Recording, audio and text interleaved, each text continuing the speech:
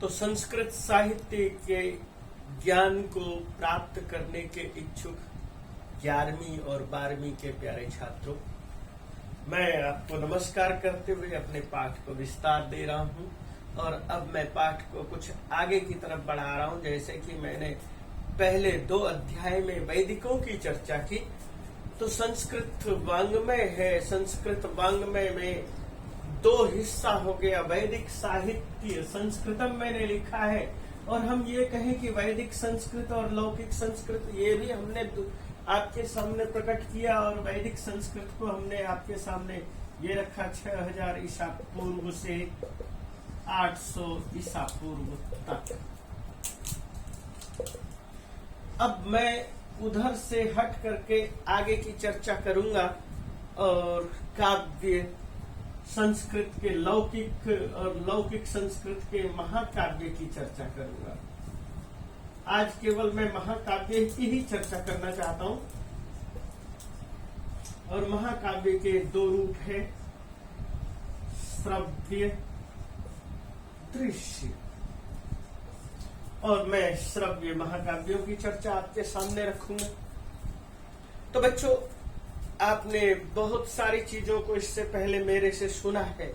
वह ये सुना है कि संस्कृत साहित्य का उद्भव कैसे हुआ, विकास कैसे हुआ, गाथाएं थी, नाराशंसी,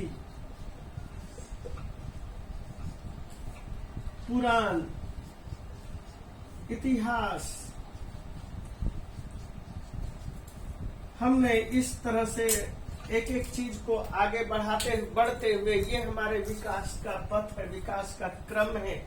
और इन सब क्रमों में हमने एक ही चीज देखा है, और वह ये है कि हमारे जो है देव हैं, देवी है, देवता है, उन्हीं के स्तुति में किए जाने वाले गान, जैसे इंद्र, वरुण, मरुत, अर्यमा, पूषा, भग, उषा,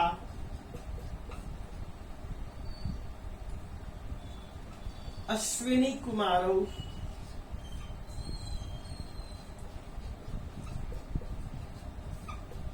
दधिक्रा,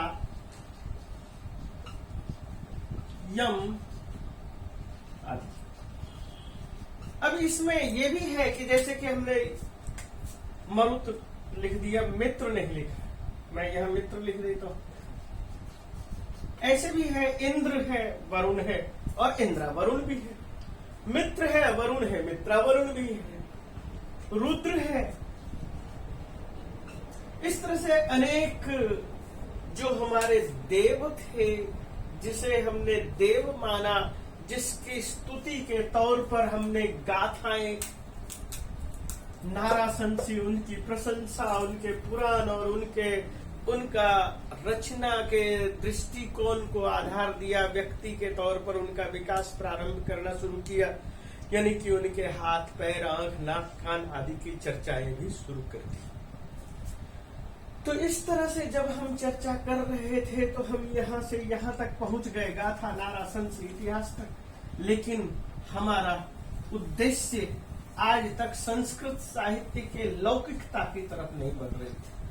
हम लौकिक संस्कृत साहित्य की तरफ नहीं बढ़ पा रहे थे। और लौकिक संस्कृत साहित्य के साथ हमारे सामने अनेक गृह सूत्र रचयिताओं ने एक पुलिंद बना दिया था, एक बांध बना दिया था, जिसके माध्यम से संस्कृत को आगे बढ़ाना कुछ कठिन हो रहा था।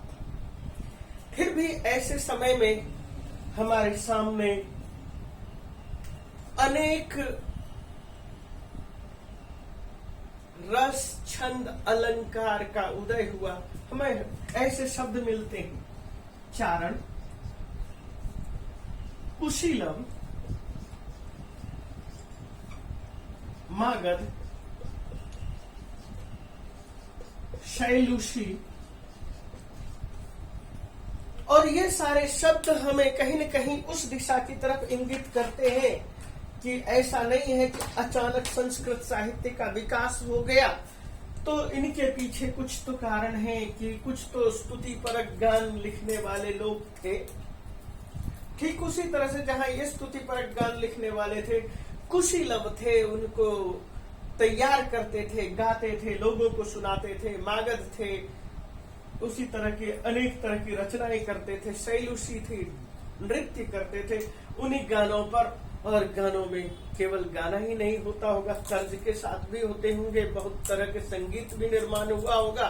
लेकिन हम उन चीजों की चर्चा क्यों नहीं कर पाते हैं? क्योंकि हमें उन चीजों के विषय में जानकारी नहीं मिल पाती है। ऐसी स्थिति में हमें प्रारंभ दिखाई देता है। तो प्रारंभ कहां से दिखाई देता है? महाकाव्य की जब हम चर्चा करते हैं तो महाकाव्य दिखाई देता है वाल्मीकि से। तो ये महाकाव्य को भी तो हमें पहले समझना पड़ेगा, महाकाव्य होता क्या है। तो ये कहा गया है महतः काव्यम मुनिपुंगव।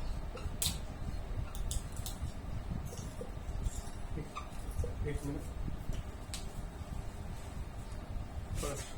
तो मैं ये कह रहा था कि महाकाव्य शब्द भी हमें महर्षि वाल्मीकि से ही मिला, उन्हीं के लिए प्रयोग किया गया है। कर्ता काव्यस्य महतः वचासो मुनिपुंगव। व मुनिपुंगव कहाँ है जो महान काव्य के कर्ता है?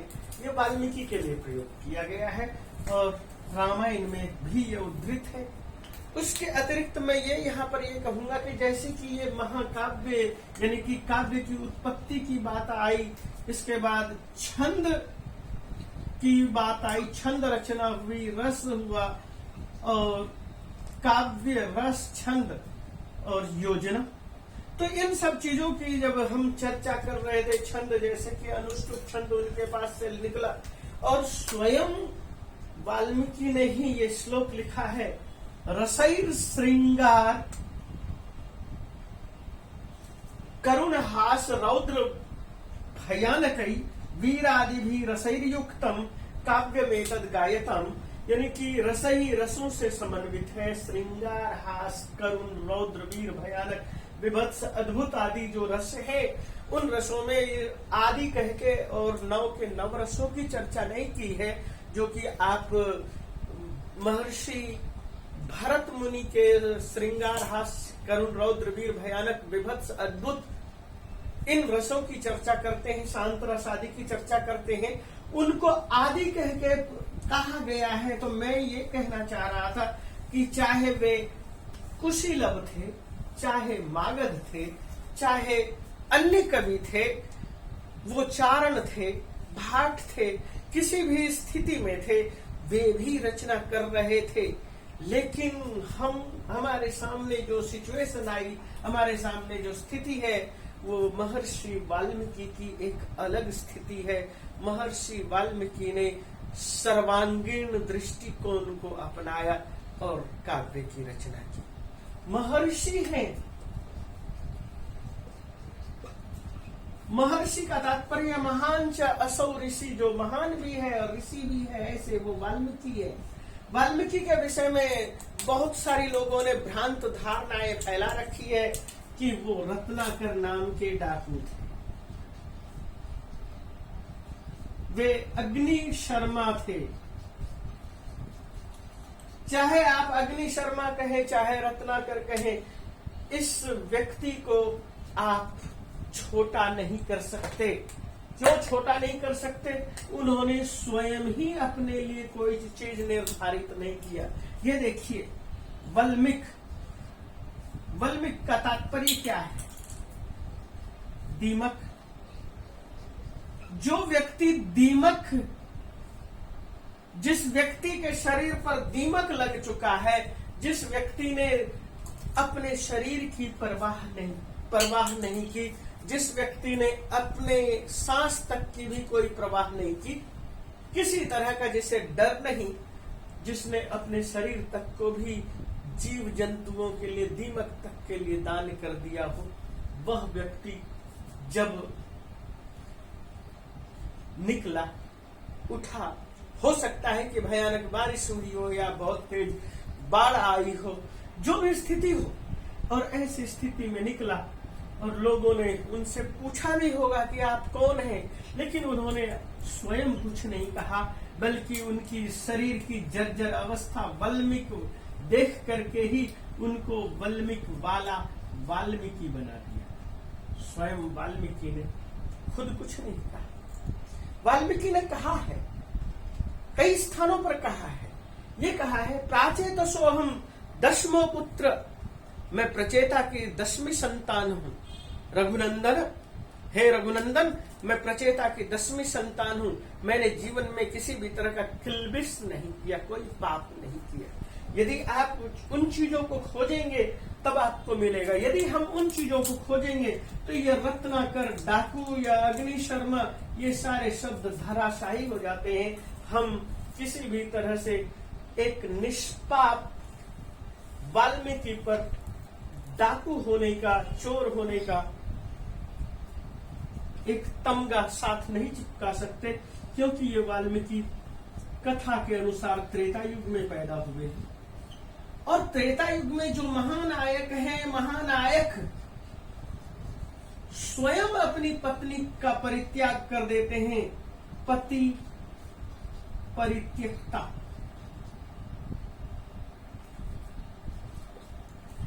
सीता कहाँ रहती है?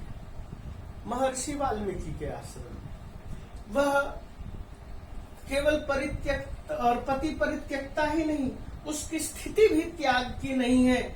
ऐसी स्थिति है कि उसको जो भी परित्याग कर रहा है उसके ऊपर पाप लगना ही है, दोष लगना ही है, क्योंकि वह गर्भिणी है। फिर भी उसका परित्याग कर दिया गया और उसके बाद उसको महर्षि वाल्मीकि ने अपने आश्रम में शरण दिया है। वहीं पर उनके पुत्र पैदा होते हैं, लव और कुश। आप सोचिए कि ऐसे व्यक्ति जब ये कह रहा हो कि मैंने राम के सामने खड़ा होकर के, हे रघुनंदन, मैं प्रचेता की 10वीं संतान हूं और मैंने जीवन में कभी भी कोई पाप नहीं किया है, तो आप कैसे उसके ऊपर चोर और डाकू और प्राचीन तमगों को उसके ऊपर लाद सकते हैं?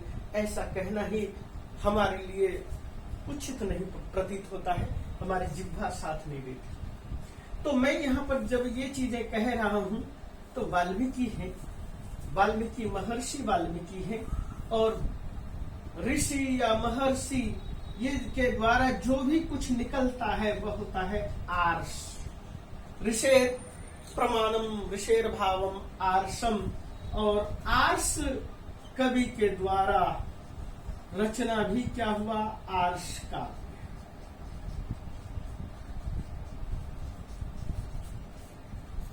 अब हम आपके सामने बहुत तरह के काव्यों की चर्चा करें तो हम सबसे पहले क्या कहेंगे कि ये काव्य है, कवि का भाव काव्य है, और ऋषि होने की वजह से वह आर्ष है। तो हमने ये कहा इससे पहले, कर्ता काव्यस्य महतः, महान काव्य का कर्ता है, तो ये महाशब्द इसके साथ और जुड़ गया और ये आर्ष शब्द भी जुड़ा। ये आर्ष महाकाव्यम है। वाल्मीकि की रचना यानी कि रामायण की रचना आर्ष महाकाव्य है। इसके बाद एक दूसरी परंपरा आती है कि आर्ष महाकाव्य इसको माना, तो बाकी दूसरों को क्या कहेंगे? तो हम दूसरों को कहेंगे विदग्ध महाकाव्य। और किस तरह के काव्य का नाम दिया जा सकता है? तो हम कहेंगे पौराणिक महाकाव्य।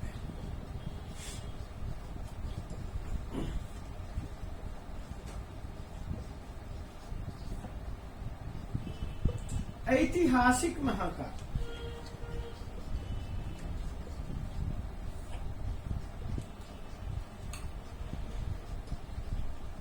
तो आपके सामने आर्ष महाकाव्य कौन से हैं? यानी कि जो महर्षि के द्वारा रचना है। महर्षि कौन है? महर्षि वाल्मीकि हैं और महर्षि वेदव्यास है। इन दोनों की रचनाओं को ही हम आर्ष महाकाव्य में गिनेंगे। विदग्ध महाकाव्य कौन से हैं? तो अश्वघोष है, कालिदास है, या इसके अतिरिक्त और बहुत सारे कवि हैं, माघ, भवभूति, माघ, श्रीहर्ष, भारवी, कुमारदास, इन सब की रचनाओं को विदग्ध महाकाव्य कहेंगे। तो पौराणिक काव्य क्या है? हमने जब पौराणिक पात्र लिया और उसके बाद उस पर रचना की, जैसे आपने हर विजय सुना है नाम, वो शिव जी पर पौराणिक पात्र है। शिव जी पुरानी कथा पर आधारित है, और उनसे जब हमने उस चीज को लेकर के लिखा, तो या उस तरह के ग्रंथ जितने भी हैं वो सारे के सारे पौराणिक काव्य कहलाएंगे। और 4 है ऐतिहासिक काव्य। कौन सा है? तो ऐतिहासिक काव्य उसको कहेंगे जिसका इतिहास में नाम है, जैसे कि आप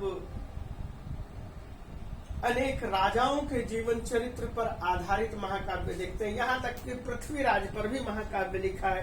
राजतरंगिणी है, विक्रमांक देव चरितम है, नव साहसांक चरितम है। इस तरह के महाकाव्य को हम ऐतिहासिक काव्य कहेंगे। और 5वें नंबर पर एक और काव्य की हम चर्चा करेंगे, जिसे हम कहेंगे शास्त्र काव्य।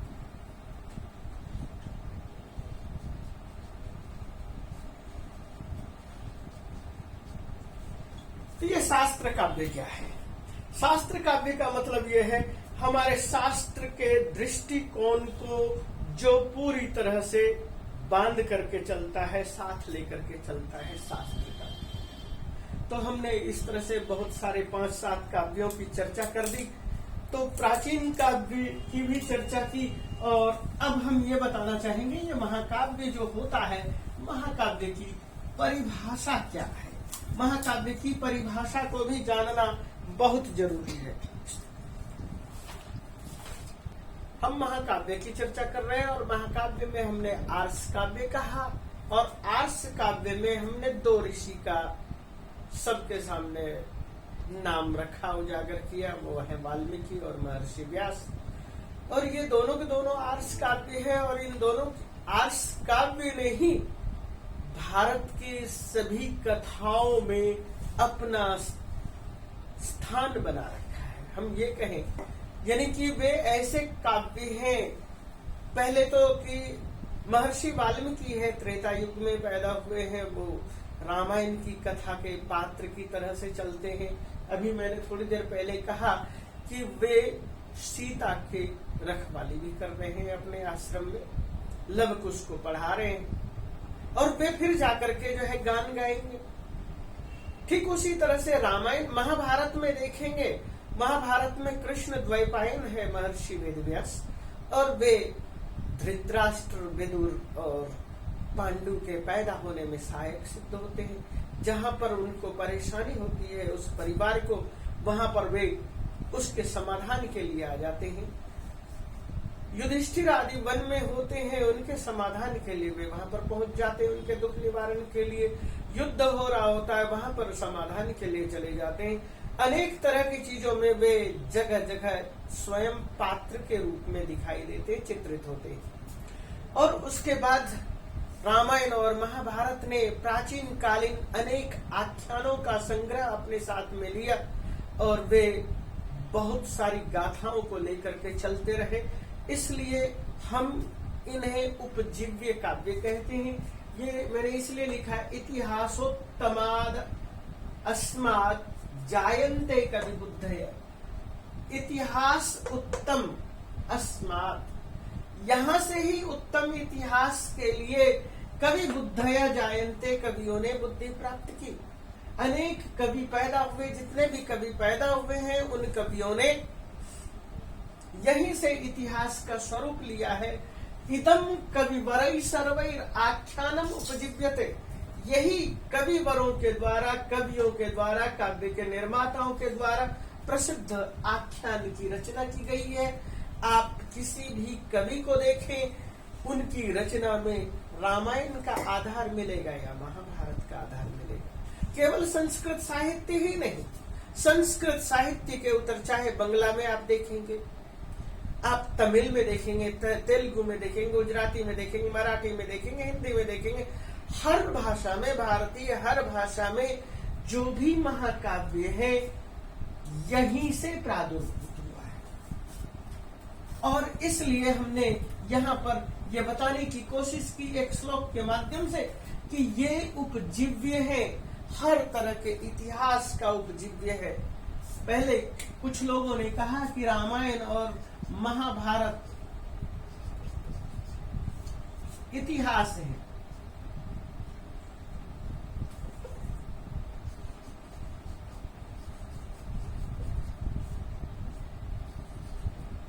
और रामायण और महाभारत को इतिहास बताने के पीछे कारण क्या था? वो ये कहा था कि ऐसा हुआ था, ऐसा होता है, ऐसा होता आया है। इन्हीं चीजों को आधार लेकर यह बताने की कोशिश की गई कि ये महाभारत और रामायण इतिहास है।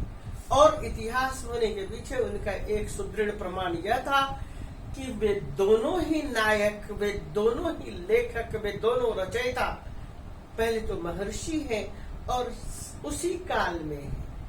रामायण के रचयिता त्रेता युग में साथ में है, महाभारत के रचयिता द्वापर में उनके साथ हैं, और इसलिए ये इतिहास है। लेकिन हम उन चीजों को भी ध्यान में न रख करके हमने जब महाकाव्य की ही चर्चा की है तो महाकाव्य के अनेक व्याख्याकार हुए हैं, महाकाव्य की परिभाषा देने वालों की कमी नहीं है। और ऐसे में मैं भामह, मम्मट और इन सब के काव्य की परिभाषा को छोड़ करके मैं एक परिभाषा की तरफ बढ़ता हूँ, और वो है पंडित विश्वनाथ ने साहित्य दर्पण में महाकाव्य की जो परिभाषा दी है, सर्गबंधो महाकाव्यम। सबसे पहले याद रखिएगा, वाल्मीकि ही सर्गबंध है। वाल्मीकि से ही सर्ग शब्द की उत्पत्ति हुई है। वाल्मीकि ही सृष्टि है, सर्जनात् सर्गः। वाल्मीकि ही सर्जन करता है, सृष्टि उत्पत्ति कर रहा है। तो वाल्मीकि के महाकाव्य में 500 सर्ग हैं। सर्गबंधो महाकाव्य, जितने भी महाकाव्य होंगे उसके अंदर सर्ग का बंधन होना जरूरी है। और इसलिए वाल्मीकि के महाकाव्य में जब देखा गया सर्ग बंधन, और दूसरे आर्ष कवि के काव्य में जब देखा सर्ग बंधन, वहां पर भी था, वहां पर भी बहुत सारे सर्ग हैं, लगभग 1500 के आसपास। और उसके बाद जब हम कालिदास, अश्वघोष, भारवी, माघ इनको देखते हैं, ये जो कवि हैं इनके काव्यों में भी सर्गबंध चलता चला आ रहा है। तो सर्गबंधो महाकाव्य, महाकाव्य की जब आप चर्चा करेंगे तो वह सर्गों में बंद होना चाहिए। यदि सर्गों में बंद नहीं है तो वह महाकाव्य नहीं हो सकता। फिर तो हम प्राकृत महाकाव्य की चर्चा करेंगे, अपभ्रंश महाकाव्य की चर्चा करेंगे, वहां पर उन चीजों को लेंगे। और जब ये महाकाव्य होंगे तत्रैको नायकः सुर, वहां पर एक नायक होगा, तत्र एको, वहां पर एक नायक होगा। हमारे सामने बहुत सारे नायक होते हैं। धीर शब्द आप शुरू में जोड़िए, उदात्त, उद्धत,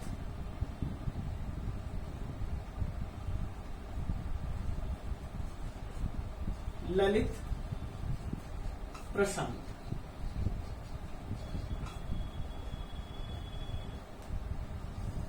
ये नायक की कैटेगरी है। जब हमें नायक का भेद बताना होगा तो हम उनको बताएंगे साथ के साथ। धीरोदात्त, धीर जोड़ उदात्त, धीरोदात्त, धीर उद्धत, धीरोद्धत, धीर ललित और धीर प्रशांत। तो तत्र एको नायकः शूरः, वहां पर जो है एक नायक होना चाहिए, और वह कौन होगा? तो शूर होगा। शूर शब्द से तात्पर्य क्या था? शूर से तात्पर्य है देवता। देवता कहने से यहाँ पर क्या मतलब है? हमने अभी अभी वैदिक वांग्मय से मुक्ति पाई कहे या दूर हट करके लौकिकता की तरफ कदम रखा। तो लौकिकता में कदम रखने के बाद हमने वैदिकता में क्या देखा था? इंद्र आदि देव हैं, और देव को ही हमने सुर कहा है। तो वहां जितने भी आख्यान, नाराशंसी, गाथा, सूक्त आदि हैं, सब जगह सुर हैं। तो हमारा भी एक नायक सुर होना चाहिए। और यही वजह है कि जिन लोगों ने ये सुर शब्द को केवल ध्यान में रखा, पचा नहीं पाए कि लौकिक राजा भी हो सकता है, तो उन्होंने यहाँ पर वाल्मीकि के नायक को सुर घोषित करने के लिए विष्णु का अवतार बना।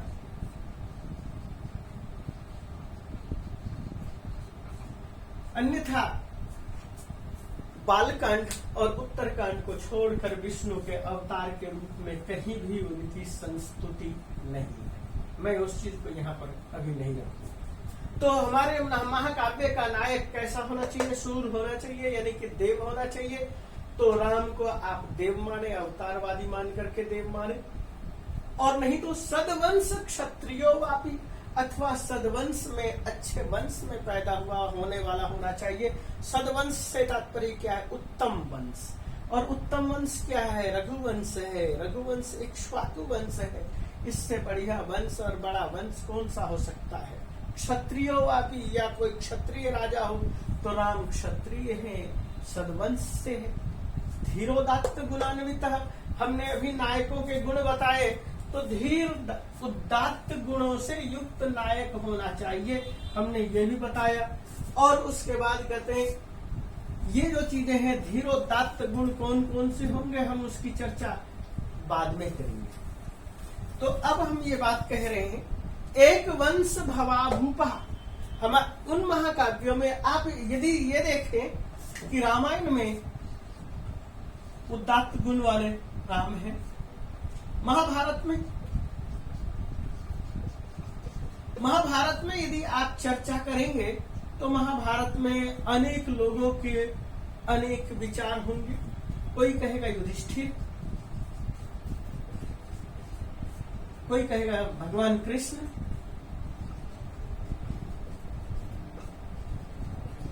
कोई कहेगा अर्जुन। ये तीनों पर ही लोगों की उंगली जाती है। महान धुरंधर तो भीष्म पितामह भी, लेकिन उनको एक तरह से जो है बंधन है, अपने ही वर का बंधन है, इसलिए वो वहां पर नहीं आ पाते हैं। लेकिन फल किससे मिला?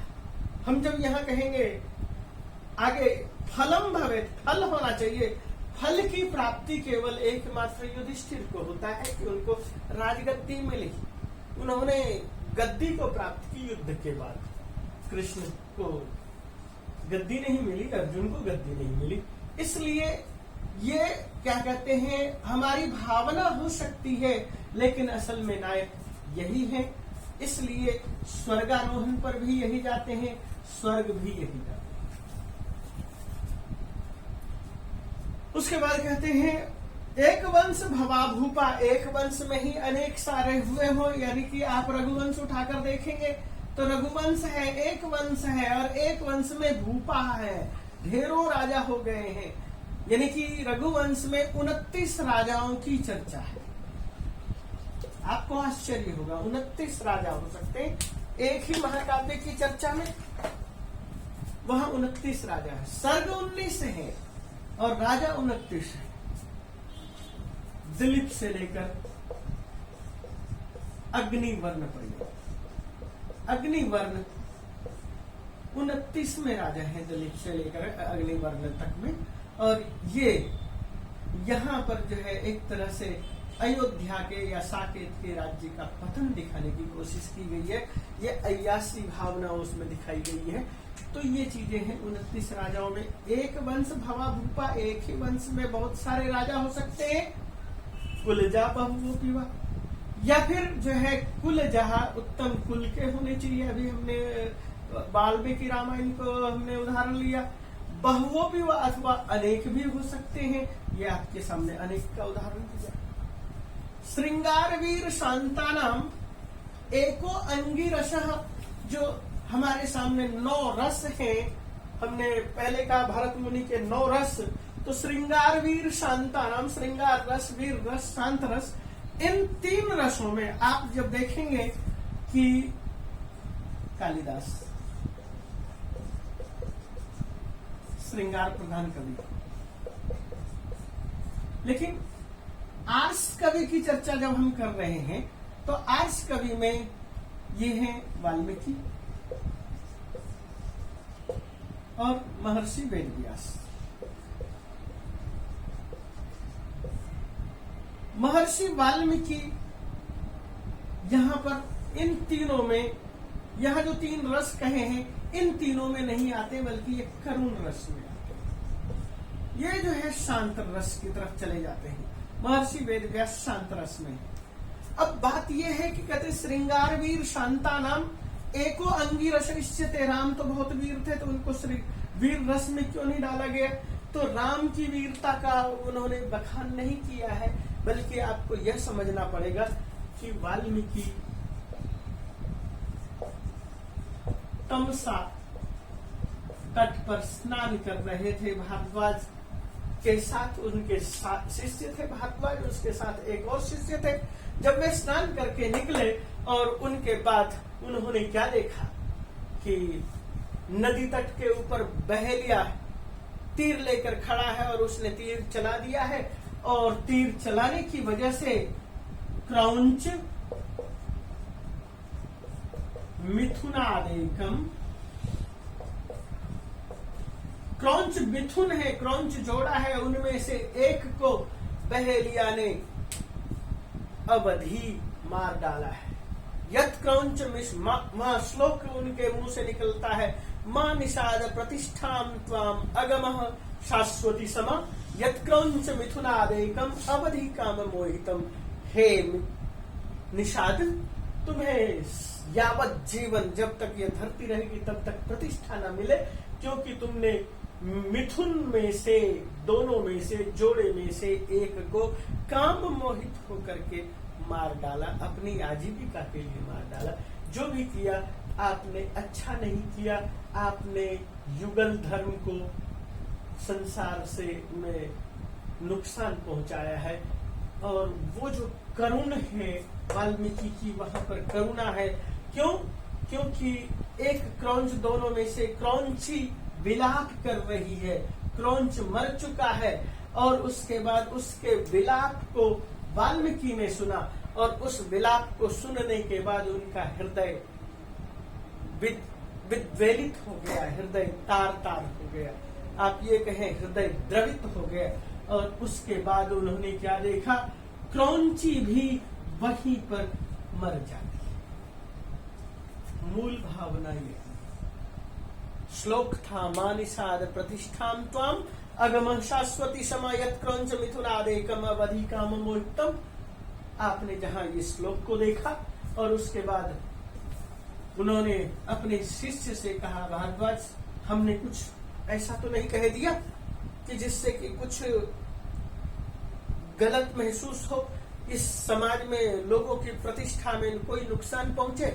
और उन्होंने उसको बार बार विचार करने के बाद पाया कि ये तो अनुष्टुप छंद में एक श्लोक बन गया है।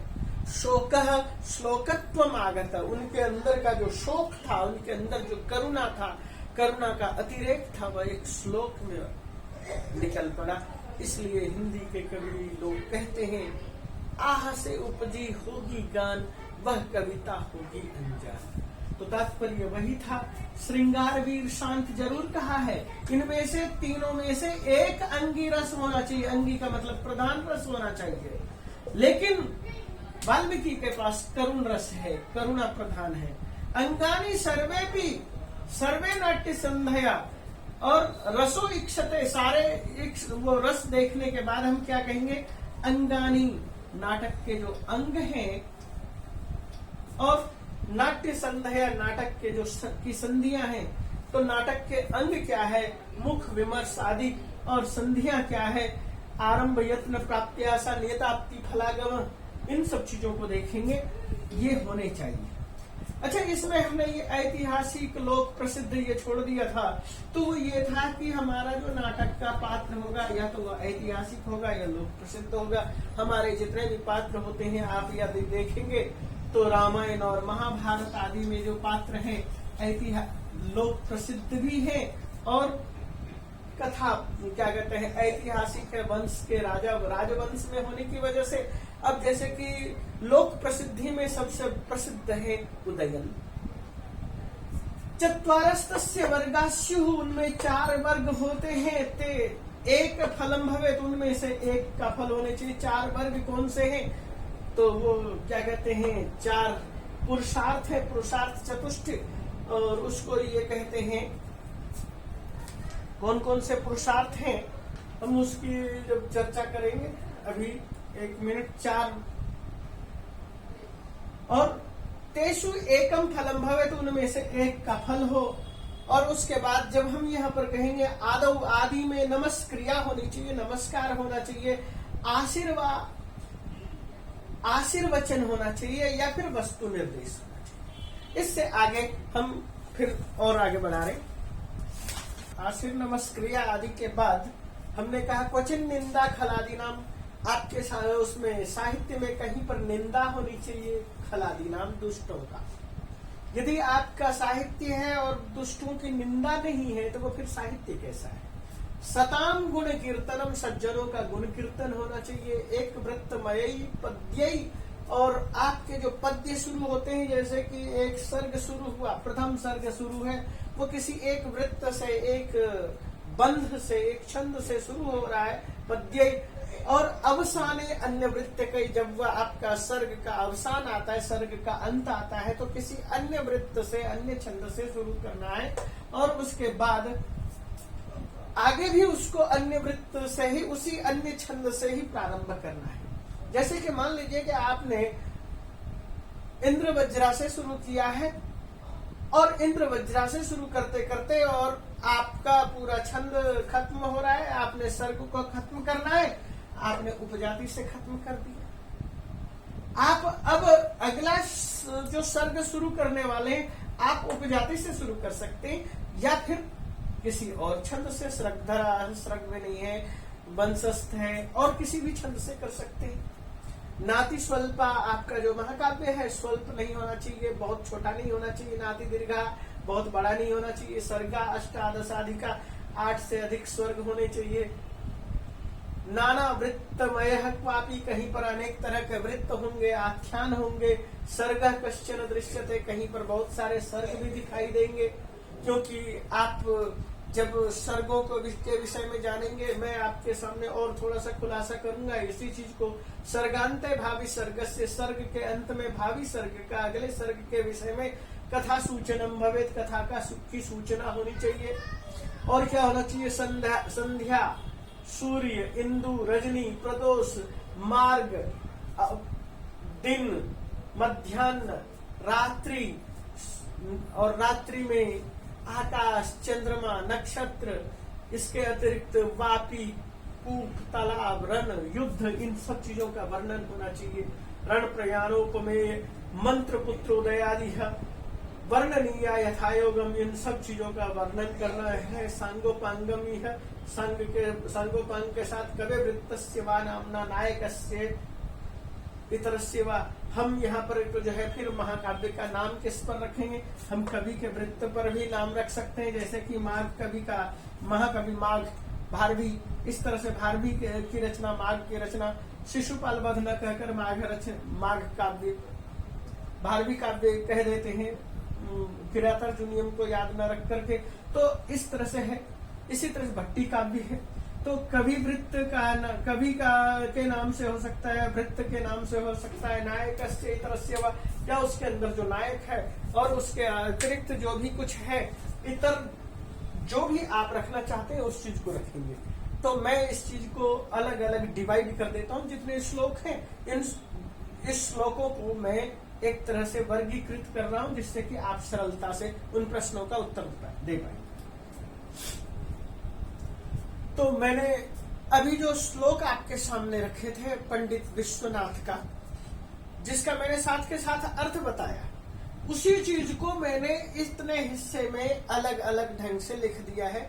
आप इसका स्क्रीनशॉट लीजिए, जिससे कि आप ज्यादा देर तक इसको याद रख सकते, समझ सकते हैं, यदि संस्कृत के श्लोक याद नहीं रहे तो। अब मैं उसी श्लोक को ही मैं कह रहा हूं। सर्ग बंधो महाकाव्यम था, सर्ग 8 सर्ग होने चाहिए। जैसे कहा था अष्टाधिका यह, तो 8 सर्ग होने चाहिए, 8 सर्ग से ज्यादा नहीं होने चाहिए। कहीं पर 20 सर्ग का भी विधान है, कहीं 30 सर्ग का भी विधान है। ईशान संहिता में 30 सर्ग तक की भी चर्चा की गई है। और रत्नाकर ने जो महाकाव्य लिखा है हर विजयम, वहां पर 50 सर्ग है। इसके अतिरिक्त फिर मैंने दूसरा जो नायक कैसा होना चाहिए, सूर होना चाहिए, क्षत्रिय होना चाहिए। सूर से मतलब देवता, क्षत्रिय से मतलब क्षत्रिय। तो उसके जो नायक है धीरोदात्त है, धीरोद्धत है, धीर ललित है, धीर प्रशांत है। ये नायक 4 नायक है। उन चारों नायकों को मैंने आपके सामने रख दिया है और आपका ये नायक होना चाहिए। एक वंश जो नायक है, एक नायक होना चाहिए। जैसे कि माघ का कृष्ण है, ये किरातार्जुनियम में भारवी ने जो है अर्जुन को नायक बनाया है। ऐसे अनेक ऐसे नाटक है जिसमें एक नायक है। तो रघुवंश ने अनेक राजाओं को लेकर के नायक बना लिया है, 29 नायक। रस 9 होते हैं, श्रृंगार, हास्य, करुण, रौद्र, वीर, भयानक मैंने गिनाया था। उसमें श्रृंगार, वीर और शांत ये 3 प्रमुख हैं। इन तीनों में से एक कोई भी प्रधान रस आपका होना चाहिए। कथा जो है आपकी ऐतिहासिक हो सकती है या लोक प्रसिद्ध हो सकती है। इतिहास से भी आप कथा को चुन सकते हैं या लोक प्रसिद्ध कथा को चुन सकते हैं। आपने देखा है कि उदयन को लेकर के अनेक रचनाएं हुई, वासव दत्तम हुई है उदयन को लेकर के। इसी तरह से नाटक में बहुत सारी ये संधियां होती है, लेकिन उन संधियों को हम महाकाव्य में भी देखते हैं। वो संधियां कौन कौन सी है, इन संधियों को बड़े गौर से देखिए। मुख, प्रतिमुख, गर्भ, विमर्श, निर्वहन। अर्थ प्रकृति होती है आरंभ, यत्न, प्राप्त्याशा, नियताप्ति, फलागम। 4 वर्ग कहा गया है, चतुर्वर्ग फल प्राप्ति, सुखादल्प, धियामपि। तो धर्म, अर्थ, काम और मोक्ष ये 4 हैं। आपने जो है ग्रंथ की रचना की है, उसका मंगलाचरण देंगे, उसमें नमस्क्रिया होगी, आशीर्वचन होगा या वर्ण्य वस्तु होगा। आपने देखा है आशीर्वचन नमस्क्रिया में वागर्था विव संपृक्तौ वागर्था प्रतिपत्तये जगता पितरौ वंदे पार्वती परमेश्वरो। इस तरह से अनेक जगह पर कालिदास ने जो है उस चीज को लिखा है। और आप यदि उसको देखेंगे कुमार संभव को, अष्ट्युत्तरस्याम दिशि देवतात्मा हिमालयो नाम नगाधिराज पूर्वा परो तो यनिधि वगाई स्थित पृथिव्याम व मानदंड। तो इसके अतिरिक्त जो है हमारा जो नाटक है उस पर 10वां पॉइंट ये भी होना चाहिए कि या तो निंदा हो या प्रशंसा। खल निंदा, दुष्टों की निंदा होनी चाहिए और सज्जनों की प्रशंसा होनी चाहिए। छंद, कोई भी छंद आप उठाते हैं, सैकड़ों छंद हैं। इंद्र वज्रा, उपेंद्र वज्रा, अनुष्टुप, उपजाति, वंशस्थ, श्रगधरा, श्रगविणी, क्या कहते हैं, शार्दुल, विक्रीडितम आदि। किसी भी एक छंद से जब आपने काव्य को शुरू किया है तो वो जो है सर्ग के अंत वाला जो श्लोक दूसरे छंद में होना चाहिए, ये कहा गया है। और उसके बाद अंत में भावी सर्ग का की सूचना मिलनी चाहिए। उसके अंदर जो भी कुछ कथन है वो अगले सर्ग में क्या कुछ कहना चाहते हैं उस चीज का वर्णन होना चाहिए। आपके महाकाव्य में किन चीजों का वर्णन होना चाहिए, जरूरी है। तो संध्या, सूर्य, इंदु, प्रदोष, चंद्र, रात्रि, इंदु चंद्र आ गया है, रात्रि, सूर्य, ये सारे, सायं, प्रातः, मध्याह्न, नगर, ग्राम, वन, उपवन, जलाशय, सरोवर, जल क्रीड़ा, मधुपान, रथोत्सव, विप्रलंब, विवाह, युद्ध, सिंहासन, नृत्य, गीत, कुछ भी है, हर चीज का जो भी हमारी आंखों के सामने दृश्य गोचर होता है, बहुत सारी चीजों का वर्णन होना चाहिए।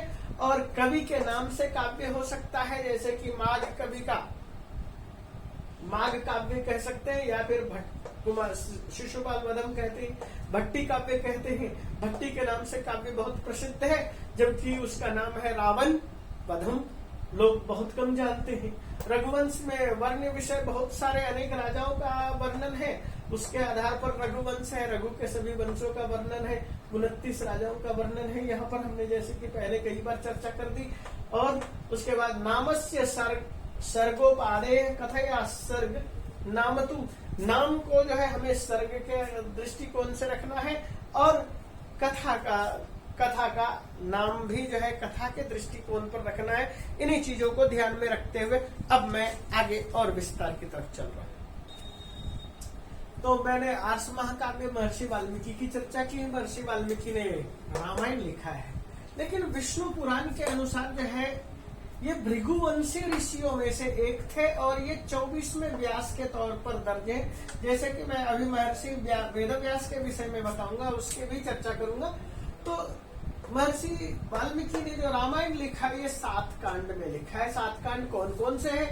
तो बाल कांड, अयोध्या कांड, अरण्य कांड, किष्किंधा कांड, सुंदर कांड, युद्ध कांड और उत्तर कांड। बाल कांड और उत्तर कांड के विषय में लोगों में काफी कुछ विवाद है, बाकी में विवाद की संभावना कम है। सर्ग है ये 500 सर्ग है और श्लोक है 24,000 श्लोक है। रामायण की 30 टीकाएं बाजार में उपलब्ध है प्राचीन काल से ही, जो कि पहली शताब्दी से ही टीका लिखनी शुरू हुई और 11वीं शताब्दी में तो बहुत सारे टीकाकार हुए। भारत के अंदर जो है रामायण हमें उपलब्ध हुआ प्रिंट के तौर पर, तो हमें बंबई संस्करण मिला, बंगाली संस्करण मिला और कश्मीर संस्करण, ये 3 संस्करण हमें मिले। इसके अतिरिक्त रामायण में वाल्मीकि की रचना, ये सारी की सारी तो महर्षि वाल्मीकि की रचना हो गई। तो रचना काल क्या माना जाए? वाल्मीकि की जो इस रचना को हम कौन सा समय निर्धारित करें, तो हम यही कहेंगे रचना काल जो है इनका 800 ईसा पूर्व याकोबी ने कहा है, शैलेगल ने 1100 ईसा पूर्व कहा है, कामिल बुल्के ने 600 ईसा पूर्व कहा है, विंटरनित्स ने 300 ईसा पूर्व कहा है, मैकडोनल्ड ने 500 ईसा पूर्व कहा है, वेबर ने 326 ईसा पूर्व कहा है। मैंने सबके साथ ईसा पूर्व नहीं लिखा, लेकिन सब ईसा पूर्व है। लेकिन इसके साथ साथ हम एक और मान्यता लेकर के चलते हैं, 500 ईसा पूर्व ये सर्व मान्यता है, सभी की मान्यता है कि 500 ईसा पूर्व रामायण की रचना समाज में प्रचारित हो चुकी थी, प्रसारित हो चुकी थी। रस छंद अलंकार से युक्त इससे खूबसूरत महाकाव्य कोई नहीं दिखाई दे रहा था।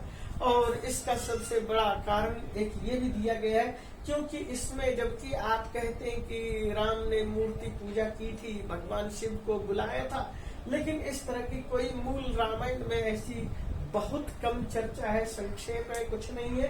तो यहाँ पर मूर्ति पूजा का विधान नहीं होने की वजह से 500 ईसा पूर्व सर्वमान्य है। अब इसके बाद मैं महाभारत को लेता हूँ, तो महाभारत की बात करता हूँ। महाभारत महत्वात् भारवत्वाच्च महाभारतम उच्यते, वो बहुत बड़ा है और बहुत ज्यादा भारी होने की वजह से महाभारत कहते हैं। ये तो हमने महाभारत की एक तरह से परिभाषा मान ली। लिखा किसने है? कृष्ण द्वैपायन ने लिखा है। कृष्ण द्वैपायन के पिता का नाम क्या था? पराशर, और माँ का नाम सत्यवती। और आप महाभारत की कथा वस्तु में देखेंगे सत्यवती का विवाह शांतनु से हुआ था, पराशर से विवाह नहीं हुआ था, बल्कि विवाह से पूर्व ही वह पैदा हो चुके थे। जो भी स्थिति थी, सहस्त्रबाहु या सहस्त्रार्जुन ने पराशर के आश्रम को ध्वंस कर दिया था, जला दिया था और उनको मार पीट कर ऐसा उसे किसी झाड़ी में नदी के किनारे फेंक दिया था। इस तरह से हमने मुंशी यानी कि माणिकलाल मुंशी के उपन्यासों में पढ़ा है। इसी कृष्ण द्वैपायन ने आश्रम में, पराशर के आश्रम में रह करके ज्ञान प्राप्त किया और उधर वे ज्ञान प्राप्त कर रहे थे। सत्यवती का विवाह शांतनु से हो गया और शांतनु के बाद जो है उनका जो है पुत्र विचित्र वीर्य हुआ और उसकी भी जो है क्या कहते हैं असामयिक मृत्यु हो गई, यानी कि एक बीमार होने की वजह से मर गए और एक अफगानिस्तान एरिया में युद्ध के मैदान में मारे गए। और उसके बाद इधर जो है शांतनु का जो पहला पुत्र था देवव्रत, उन्होंने शादी से पहले ही प्रतिज्ञा कर ली थी सत्यवती की शादी करवाने के लिए निषाद राज के सामने भीष्म प्रतिज्ञा की थी, जिसके वजह से उन्होंने विवाह नहीं किया। और उसके बाद कृष्ण द्वैपायन के ही सहयोग से ही अंबिका और अंबालिका और एक अन्य दासी के माध्यम से 3 संतानों की उत्पत्ति हुई, जिसे हम कहते हैं धृतराष्ट्र, पांडु, विदुर। मैं इनके उत्पत्ति के विषय में और क्या कुछ है इनकी चर्चा नहीं करना चाह रहा हूं। तो इन सब चीजों का ये इस तरह से आगे विकास हुआ, यानी कृष्ण द्वैपायन ही महाकाव्य को लिख रहे हैं। कृष्ण द्वैपायन ही इनके यानी कि जन्मदाता है, यानी कि धृतराष्ट्र के पिता मूलतः जो क्या कहते हैं आज के दौर में वीर्य के दृष्टिकोण से देखें तो ये यही पर है। जो भी है, इसके बाद आगे हम ये बात करते हैं कि ये जो रचना है सत्यवती के पुत्र की, तो वो रचना कैसे शुरू हुई।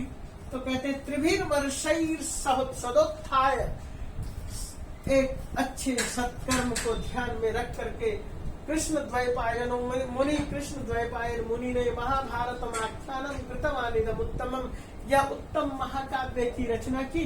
और इस महाकाव्य को 3 साल में उन्होंने रचा। ये याद रखने की चीज है, 3 साल में रचा। अब उसके बाद स्थिति क्या आती, उन्होंने किस काव्य की रचना की, वहां कह तो दिया महाभारतम, लेकिन क्या महाभारत ही था। तो हम उसको और थोड़ा सा आगे बात करते हैं। नारायणम नमस्कृत्य नरम चैव नरोत्तमम ततो सत्यवती सुतो व्यासो सत्यवती सुतः जयमिति उदीरये।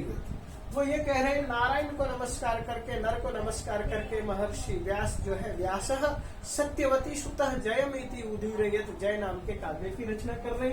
उन्होंने जय संहिता लिखी और 8 श्लोक सहस्रानी 8 श्लोक शतानी च, उन्होंने 8800 श्लोक लिखे। अहम वेदमी शुको वेत्ति संजयो वेत्ति वानवा, ये जानते हैं या नहीं जानते, लेकिन मैं तो जरूर जानता हूं। तो ये 8800 श्लोक ये बता रहे हैं महर्षि वेदव्यास। और उसके बाद आगे की स्थिति क्या है, तो वो ये है कि वैशंपायन उसके शिष्य हुए हैं महर्षि वेदव्यास के। और शुक शब्द जो प्रयोग हुआ, शुक शब्द जो है महर्षि वेदव्यास के पुत्र के लिए प्रयोग हुआ है। और संजय जो है जिसने कहानी को सुनाया है। तो यहाँ पर क्या कहते हैं, वैशंपायन ने जो है वही जो 8800 श्लोक थे उसी के अंदर कुछ वृद्धि की और वृद्धि करके 24,000 श्लोक उसका आकार बढ़ाया। 24 सहस्रीम चक्रे भारत संहिता और उपाख्यान बिना तावत भारतम प्रोच्यते बुधई शब्द आना चाहिए था।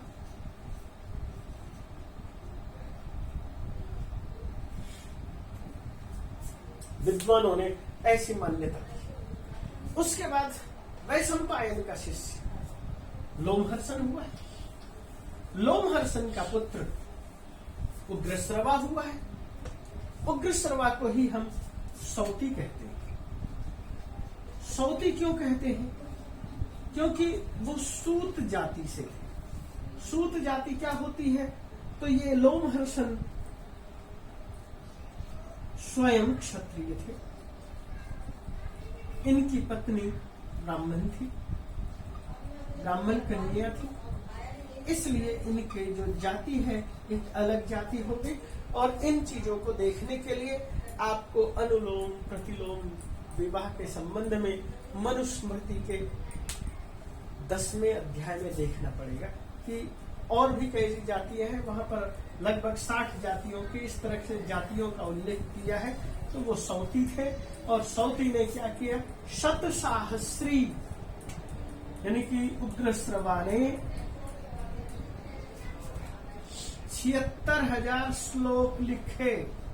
और 76,000 श्लोक लिखने के बाद अब उसके बाद नाम हो गया शतसाहस्री यानी 1,00,000 श्लोक।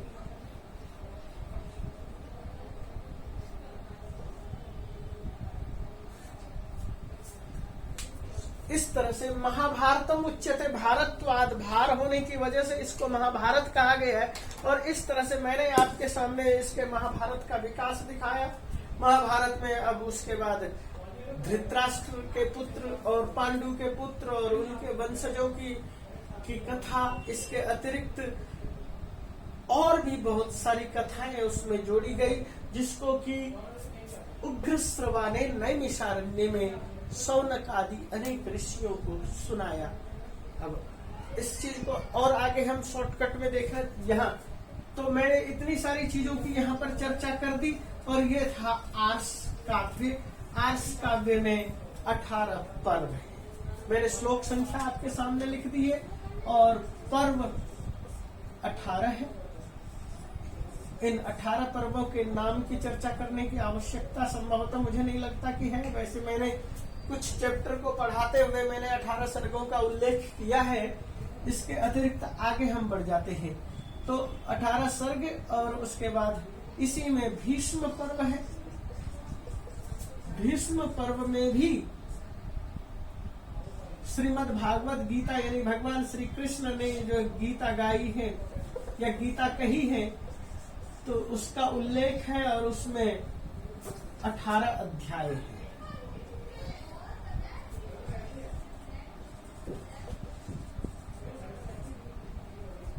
सात 700 श्लोक है। तो मैं उस चीज को ध्यान में, काव्य सौंदर्य आदि सब कुछ जबरदस्त है और यथार्थ चित्रण है। तो इन यथार्थ चित्रण को देखने के से पहले मैं आपके सामने पर्वों की चर्चा भी शॉर्टकट में कर ही देता हूं। तो मैं पर्व की चर्चा कर रहा था। महाभारत में 18 पर्व है। भीष्म पर्व में गीता है, और गीता के अंदर 18 अध्याय और 700 श्लोक। ये पर्व कौन कौन से हैं? आदि, सभा, अरण्य, विराट, उद्योग, भीष्म, द्रोण, कर्ण, शल्य, सौप्तिक, स्त्री, शांति, अनुशासन, अश्वमेधिक, आश्रमवासी, मौसल, महाप्रस्थानिक और स्वर्गारोहण पर्व ये पर्व है। और रचना जो है हम ये कह सकते हैं 445 ईस्वी में गुप्त राजाओं के शिलालेख में शतसाहस्री संहिता शब्द का उल्लेख हुआ है। अश्वलायन गृहसूत्र में, गृहसूत्र जो 400 ईसा पूर्व है, और उसमें महाभारत का वर्णन है। इसी तरह से इसलिए बलदेव उपाध्याय ने कहा कि 600 ईसा पूर्व इनकी रचना हो चुकी होगी। लेकिन जब हम महर्षि पाणिनि मुनि को देखते हैं, तो पाणिनि मुनि ने वासुदेवार्जुनाभ्याम वही, और एक स्थान पर ठयों का उदाहरण ये प्रत्यय दिया है तद्धित प्रत्यय में 4th अध्याय के अंदर। तो और पाणिनि जो है 700 ईसा पूर्व पैदा हुए। तो हम ये मान करके चलते हैं कि इनकी रचना 700 ईसा पूर्व लगभग हो चुकी थी। यानी पाणिनि, वासुदेव अर्जुन और अंधक, वृष्णि, कुरु, भ्यश्च सूत्र जब देखते हैं तो अंधक वंश, वृष्णि वंश और कुरु वंश की भी चर्चा देखते हैं। वो सब भी महाभारत में है। और अश्वघोष ने हरिवंश को देखा था, यानी हरिवंश एक पुराण का हिस्सा है। इसके अतिरिक्त हम ये कह सकते हैं 36 टीकाएं महाभारत पर उपलब्ध है। तो हम क्या कहेंगे इसमें? तो धर्मे, अर्थे च, कामे च, मोक्षे च भरतर्षभ, यदि हास्ति तदन्यत्र यन्ने हास्ति न तत्क्वचित्। जो कुछ दिखाई देता है इस संसार में वह महाभारत में है, जो महाभारत में है वही संसार में।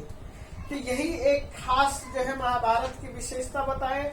युधिष्ठिरो धर्ममय महाद्रुमः, स्कंदो अर्जुनो भीमसेनोश्च शाखा, माद्रीसुतो पुष्प फले समृद्धे, मूलम कृष्णो ब्रह्म च ब्रह्मणाश्च, धर्म एव हतो हन्ति धर्मो रक्षति रक्षित, तस्मात् धर्मं न त्यजामि, मानो धर्मो हतो वधि, दुर्योधनो मन्युमयो महाद्रुम।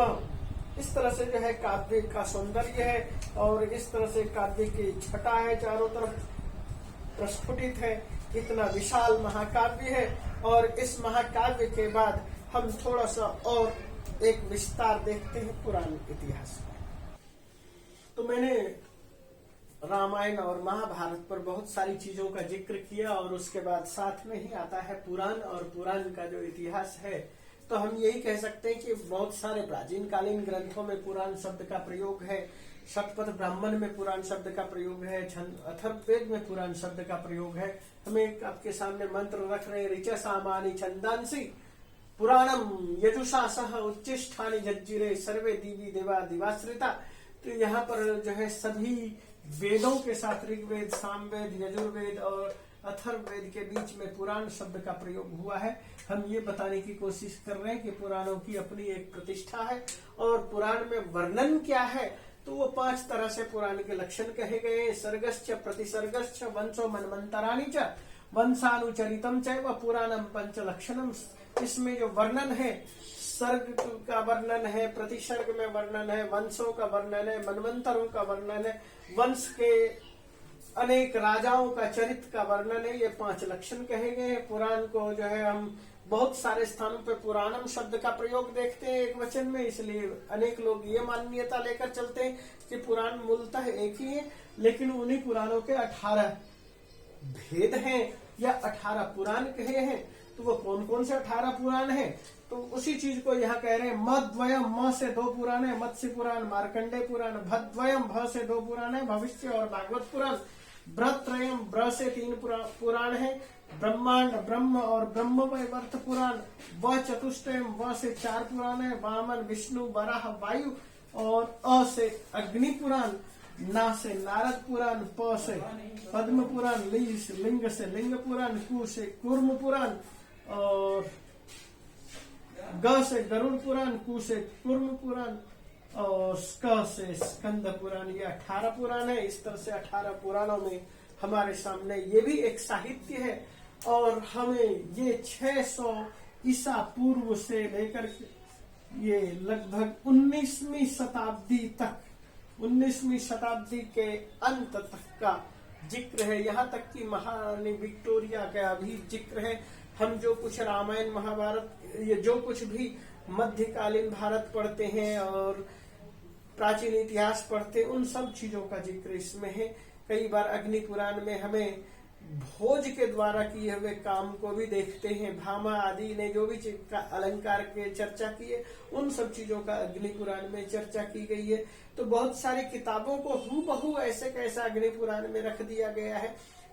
आप यदि क्या कहते हैं भरत मुनि के पुस्तक को देखें, भरतनाट्यम के, तो उनके कई सारे अध्याय ऐसे कैसे अग्नि पुराण में समेट लिए गए हैं। तो मेरा कहने का तात्पर्य यह बहुत प्राचीन नहीं है। तो भविष्य पुराण सर्वतः पुरानी घटनाओं को लेकर के चलता है और सबसे नवीन घटनाओं तक आ जाता है, यानी कि विक्टोरिया के शासनकाल तक का जिक्र करता है। इस तरह से ये पुराण है और इसका हमने समय बताया और इसी तरह से 18 उप पुराण है। अब मैं इन पुराण और उप पुराणों से मुक्ति दे करके आपको हमारे जो महाकाव्य के लक्षण आपने पढ़े देखे हैं, उन महाकाव्यों के आधार पर हमारे कौन कौन से महाकाव्य दिखाई देते हैं, उनका जिक्र मैं कर रहा हूँ। उस चीज को थोड़ा देखिए यहाँ पर। तो अब मैं सभी महाकाव्यों की संख्याओं को आपके सामने उद्धृत कर रहा हूँ। भगवान पाणिनि ने अष्टाध्यायी में वर्णन किया है, कुछ नाटकों का या कुछ महाकाव्य का जिक्र किया है। वो शिशु क्रंद की यम है और यम सभी यम है। ये सभी यम भाव में ई की मात्रा है और इंद्र जननी यम। इन महाकाव्य की चर्चा की है। पाणिनि स्वयं जाम्बवती जयम या पाताल विजयम नाम से एक महाकाव्य लिखते हैं। कात्यायन है, कात्यायन वररुचि, ये वैयाकरण है तीनों। इन तीनों वैयाकरणों ने भी रचना की है। तो पतंजलि ने कहा है, पतंजलि ने कि वार रुचम, और जब हम उनके और खोजबीन करते हैं तो पता चलता है स्वर्गारोहणम नाम का महाकाव्य लिखा है और पतंजलि ने महानंद काव्यम नाम से महाकाव्य लिखा था। ये तो पाणिनि का काल है, महान वैयाकरणों का काल है, महावैयाकरणों की रचना है। बाद में जो भी महाकाव्य और कवि हुए हैं, मैं उनको यहाँ पर महाकाव्य, कवि, समय, सर्ग इस ढंग से लिख रहा हूँ और इस ढंग से ही मैं आपके सामने चर्चा कर रहा हूँ। आप देखिए, रामायणम हमने बहुत सारी चर्चा कर दी है। आदि कवि वाल्मीकि है और 600 ईसा पूर्व है। सर्ग है, 500 सर्ग है और 24,000 श्लोक है, 7 कांड है। इतना ही कहना अब काफी है। महाभारतम में महाभारत के विषय में बहुत सारा वर्णन कर दिया है महर्षि वेदव्यास का। 700 ईसा पूर्व है। शतसाहस्री इसका नाम है और 1500 के आसपास सर्ग है, 1,00,000 श्लोक है। कुमार संभव और रघुवंश महाकवि कालिदास की रचना है। 1ली शताब्दी से लेकर 4थी शताब्दी तक समुद्रगुप्त पर्यंत इनका काल माना जाता है, क्योंकि इनके काल की स्पष्टता लोगों को नहीं मालूम है। और इन दोनों रचना के अतिरिक्त यदि हम एक रचना और ले लें, यानी कि मेघदूतम, अच्छा, यहाँ पर जो है मैंने ये लिखा था, कुमार संभव में 8 सर्ग महाकवि कालिदास की रचना मानी जाती है। यानी कि मल्लिनाथ ने 8 महाकाव्य 8 सर्गों पर टीका की है, बाकी को छोड़ दिया है, बाकी उसमें 17 सर्ग हैं। रघुवंश में 19 सर्ग हैं और ये इन्होंने जो है लगभग 29 राजाओं का जिक्र किया है, वर्णन किया है। मेघदूत में कहने के लिए तो 121 कालिदास के हैं श्लोक रचे हुए, बाकी कालिदास के श्लोक 4-5 श्लोक हैं जो कि कालिदास के रचे हुए नहीं है। लगभग 127-28 के आसपास श्लोक है। पूर्व मेघ और उत्तर मेघ को मिलाकर के मैं जो जिन बातों को कह रहा हूं, उन बातों को थोड़ा सा यदि गंभीरता से देखेंगे तो आपको भविष्य में भी तैयारी करने के लिए काम मिल जाएगा और याद रह जाएगा। ज्यादा इसको बार बार देखेंगे तो आपको हमेशा याद रहेगा। इन्हीं 3 को 1, 2 और 3 इन कालिदास की 3 रचनाओं को एक नाम दिया जाता है, उसको कहते हैं लघुत्रयी। जब बृहत्त्रयी की बात आएगी तो हम बृहत्त्रयी की चर्चा करेंगे, याद रखिए। यदि पूछता है कि लघुत्रयी में कौन कौन सी किताबें आती है तो आपको बताना है कुमार संभव, रघुवंश और मेघदूतम, और कालिदास की ये तीनों की तीनों रचना है। कालिदास 1ली शताब्दी से 4थी शताब्दी तक माने जाते हैं और कालिदास के कुमार संभव में अपना लिखा हुआ 8 सर्ग है, बाकी किसी और अन्य कालिदास ने रचना की है। यानी कि उनके नजरों में कवि कुलगुरु कालिदास भी अनेक हुए हैं। रघुवंश में 19 सर्ग है, 29 राजाओं का जिक्र है। तो इसके अतिरिक्त हम चलते हैं बुद्ध चरितम पर। बुद्ध चरित अश्वघोष की रचना है। ये कनिष्क के काल में पैदा हुए हैं और इनका जो काल है 78 ईस्वी से 102 ईस्वी तक है। इनकी रचना में जो है ये 28 सर्ग हैं। और सौंदरानंद नाम का एक और उनका जो है महाकाव्य है, उसके अंदर 18 सर्ग हैं। तो ये कनिष्क का काल याद रखिए। इनको साकेतवासी भी कहते हैं। ये साकेत में अयोध्या में पैदा हुए, जन्मतः ब्राह्मण थे लेकिन ये बौद्ध धर्म में चले गए थे और इनका सारा काव्य बौद्ध दर्शन प्रवचन पर है। इनकी रचनाएं इतनी जबरदस्त होती थी, इनके उपदेश ऐसे होते थे कि लोग सुनने के बाद रोना शुरू कर देते थे। इसके बाद मैंने यह लिखा है कि किरातार्जुनीयम भारवी का 550 ईसा पूर्व है, 18 सर्ग है और इसके विषय में हम थोड़ा सा और ज्यादा जिक्र करेंगे। तो मैंने किरातार्जुनीयम शब्द बोला था, किरातार्जुनीयम की चर्चा की। ये भारवी ने लिखा है, 550 ईस्वी में पैदा हुए, 18 सर्ग में है इसकी रचना और आतपत्र के नाम से जाने जाते हैं। 1030 श्लोक हैं। शिशुपाल वधम है, माघ की रचना है, 700 ईस्वी में पैदा हुए और ये 20 सर्ग की रचना है। ये घंटा कवि के नाम से प्रसिद्ध है। नैषद चरितम है, श्री हर्ष ने लिखा है, 11वीं शताब्दी में हुए, 22 सर्गों में है। ये जयचंद्र की के सभा में कवि थे और उज्जैन में कवि थे। और इन तीनों रचनाओं को, यानी कि ये जो 3 रचना है, इनको बृहत्त्रयी नाम से जाना जाता है। जैसे मैंने आपके सामने लघुत्रयी की जानकारी दी, उसी तरह से ये बृहत्त्रयी की जानकारी है। और उसके बाद मैं कह रहा हूं जानकी हरणम कुमारदास की रचना है। ये 6ठी शताब्दी में हुए हैं। इनकी रचना 20 सर्गों की है। कुछ लोगों ने ये कहा इनकी प्रशस्ति में, यदि जानकी का अपहरण करने में केवल 2 ही व्यक्ति सक्षम है, एक रावण और एक कुमारदास। इनकी प्रशस्ति में गाया गया। हर विजयम रत्नाकर ने लिखा है, 850 ईस्वी में लिखा है, 50 सर्गों में लिखा है और 4321 श्लोक है। यदि ये याद रखना हो कि कितने श्लोक हैं, 1, 2, 3, 4 ऐसे याद रख लीजिए, आपको याद रहेगा।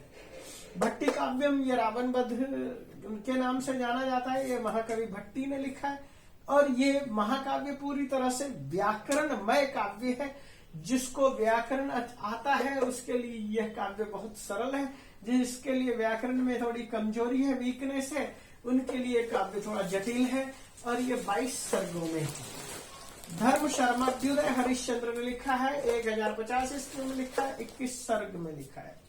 राघव पांडवियम, यदि आप इस पुस्तक को उठाकर देखेंगे तो एक साइड में क्या कहते हैं, पहली पंक्ति और दूसरी पंक्ति, पहली पंक्ति से दूसरी पंक्ति की तरफ जाएंगे तो राघव का जीवन चरित्र मिलेगा, और दूसरी पंक्ति में से पहली पंक्ति की तरफ आएंगे तो पांडव का जीवन चरित्र मिलेगा। माधव भट्ट की रचना है। प्रयाग प्रशस्ति हरिसेन की रचना है। सेतुबंध और गौड़ बहुज की मैंने चर्चा की, ये दोनों प्राकृत काव्य है। सेतुबंध प्रवर सेन का है और गौड़ बहु बागपति राज का है, 750 ईस्वी में पैदा हुए। हयग्रीव भर्तृमेंठ 4वीं शताब्दी में हुए, और 4वीं शताब्दी 5वीं शताब्दी में बहुत सारी रचनाएं लुप्त हो गई हैं, उन्हीं में एक ये रचना भी है। रामचरितमानस, ये जो है क्या कहते हैं, अभिनंद की रचना है और 726 ईस्वी में लिखा गया है। हेलो, और ये इसके अंदर 36 सर्ग हैं। तो मैं आगे बढ़ा रहा हूं इसको। 20 नंबर पर रघुनाथ ने वामन भट्ट लिखा। कप्पिणाभ्युदयम जो है शिव स्वामी ने 800 ईस्वी में लिखा, 20 सर्ग में लिखा। कादम्बरी कथासार अभिनंद की रचना है, 900 ईस्वी में एक अभिनंद इससे पहले हुए हैं। बृहत कथा मंजरी, भारत मंजरी, रामायण मंजरी, दशावतार चरितम, ये सारे के सारे क्षेमेंद्र की रचना है। और ये जैसे कि बृहत कथा मंजरी में देखेंगे तो 19 लंबक है, 7639 श्लोक है। भारत मंजरी में 19 पर्व है, 10,892 श्लोक है। रामायण मंजरी में 7 कांड है, 6400 श्लोक है। दशावतार चरितम में 1759 श्लोक है। यदि हम श्रीकंठ चरितम देखते हैं तो यहाँ यह मंख की रचना है, 12वीं शताब्दी में 25 सर्ग है। राजतरंगनी यदि देखते हैं कलहन की, ये कश्मीर के प्रसिद्ध लेखक हैं और इन्होंने इतिहास को लिखा है। तो 1148 से 52 साल के अंदर में इन्होंने 8 तरंग का लेखन किया राजतरंगनी का।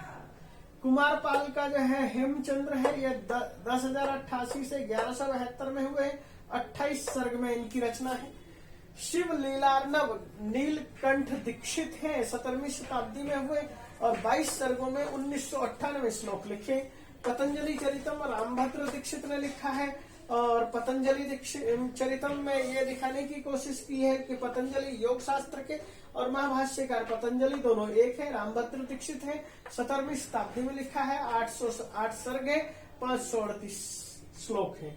यादवाभ्युदय में देखेंगे वेंकटनाथ है और 1268 श्लोक है। इससे आगे मैं और कुछ महाकाव्यकार को दिखा रहा हूँ। तो ये देखिए, शत्रुंजयम धनेश्वर सूरी ने लिखा है। नेमि निर्माण काव्यम वाग्भट ने लिखा है। विक्रमांक देव चरितम बिल्हन कवि ने लिखा है, ये भी कश्मीरी कवि थे, 1088 में लिखा, 18 सर्ग में लिखा है। और ये कश्मीर से जो है साउथ इंडिया की तरफ चले गए और उसके बाद इन पर लोगों ने विश्वास करना बंद कर दिया। नव सहसांक चरितम पद्मगुप्त का लिखा हुआ है, 1005 ईस्वी में, 18 सर्ग में है।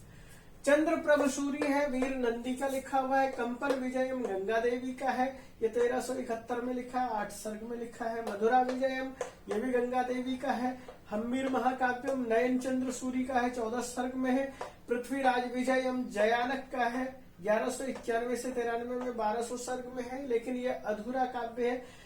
ऐसे ही आधुनिक काव्यों में दयानंद दिग्विजयम पंडित अखिलानंद शर्मा का लिखा हुआ है, 20वीं शताब्दी में, और आचार्य दयानंद दिग्विजयम को ही आचार्य मेधाव्रत ने भी लिखा है 20वीं सदी में। इस तरह से जो है और भी बहुत सारे लेखक हैं जिनके विषय में हम ज्यादा चर्चा यहाँ क्या करेंगे, यानी कि जैसे कि बहुत सारे कवि ऐसे हुए, कवि और कवयित्री क्षमारावादी, द्विजेंद्रनाथ शास्त्री आदि, जिन्होंने बहुत कुछ लिखा है।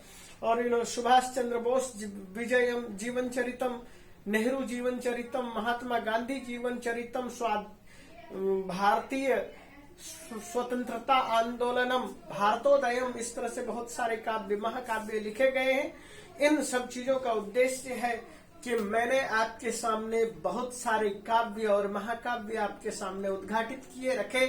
यदि आप इनको बार बार देखते हैं तो फ्यूचर में आप किसी भी परीक्षा में भी बैठेंगे तो आपको बहुत ही ज्यादा लाभप्रद होगा। केवल अभी नहीं बल्कि आने वाले समय में भी किसी भी प्रतियोगी परीक्षाओं के लिए भी यह बहुत अधिक उपलब्ध सभी सामग्री के साथ, समय काल के साथ मैंने आपके सामने उपलब्ध कराया है, जिसको जानना समझना बहुत जरूरी है।